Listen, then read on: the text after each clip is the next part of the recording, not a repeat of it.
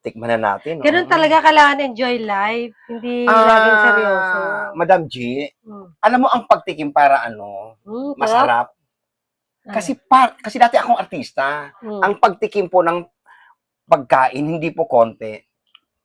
Madami po, ganyan o. Dami. Pag-artista ka. Alam mo kasi ka, ito. Yan yung mga malaki ang bunganga. Ay, Kaya paano yun pag lang. maliit ang bunganga? Dapat pagkaasahin mo, lukutin mo kung kinakailangan. Ay, ang sarap! Ang sarap. Alam mo, ito yung maganda talaga, Ito no? next vlog natin. Gumawa tayo nito.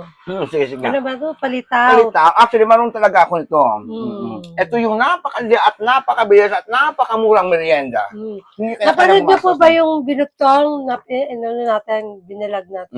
Oo nga, napanood niyo ba? Kung napanood niyo yon, pwede kayong mag-like and share and comment na lang po doon. Ganun talaga. Ang sarap. Ang ako ng merienda natin, ha? Di ba? Nainip lang ako ng konti. May merienda na, ha? Di ba? Luto na. Sarap naman talaga sa Leo Pregora Salon, no? Ito, nasa kitchen area naman kami. Oo nga. Ang sarap talaga nito, guys. Ano next vlog natin? Nilupak. Hintayin nyo, nilupak. Yes, yung paborito ni Madam G na nilupak talaga.